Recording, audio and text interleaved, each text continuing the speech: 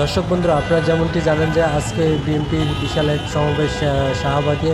আর সরাসরি বক্তব্য রাখবেন বিএনপির ভারপ্রাপ্ত চেয়ারম্যান তারেক রহমান।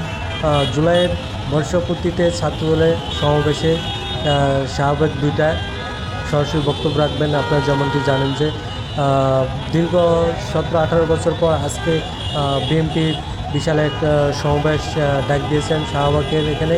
তো ইতিমধ্যে আপনারা দেখতেছেন যে স্টেজের কাজ এখনও চলমান আছে, আপনারা দেখতেছেন প্রিয় দর্শক। আরেকটি বিষয় আপনাদেরকে জানিয়ে রাখি, আজকে এখানে যে শাহবাগের সমাবেশে বিএনপি প্রায় 17-18 বছর পর এত বড় বিশাল একটি সমাবেশের আয়োজন করতেছে। আর আপনারা জানেন আরেকটি বিষয়, এখানে যারা দূর দূরান্ত থেকে আসবে তারা কিন্তু কোনো ধরনের ব্যানার বা ছবি নিয়ে তারা মিছিল নিয়ে আসতে পারবে না।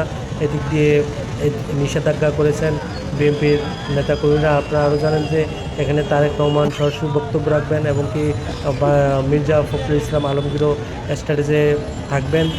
আরেকটি বিষয়, এখানে কিন্তু যে ট্রাফিক নিয়ন্ত্রণের দায়িত্বটা আপনারা ওই বিএনপির নেতাকর্মীরা এবং কি এখানে যত সমাবেশের পরে যে ময়লা থাকবে সেগুলো বিএনপির নেতাকর্মীরা পরিষ্কার করে দিবে, এরকমই একটা তাদের মাঝ থেকে নির্দেশনা এসেছেন।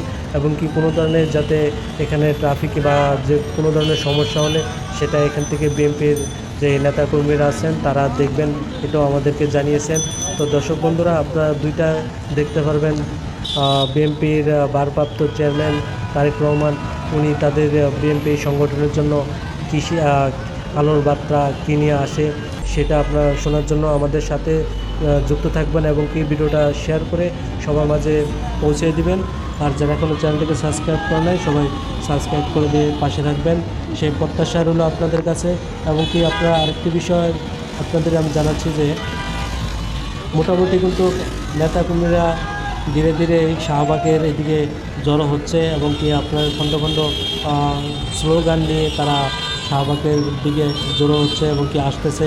আপনাদেরকেও আরেকটি বিষয় আমি দেখাবো, তো ভিডিওটা শেষ পর্যন্ত দেখতে থাকুন এবং কি আজকের এই সমাবেশটা যাতে সুন্দর হয় সেদিকে আমরা খেয়াল রাখবো। কোনো ধরনের নাশকতা বা কোনো ধরনের ঝামেলাতে আমরা কেউ জড়ানোর চেষ্টা করব না।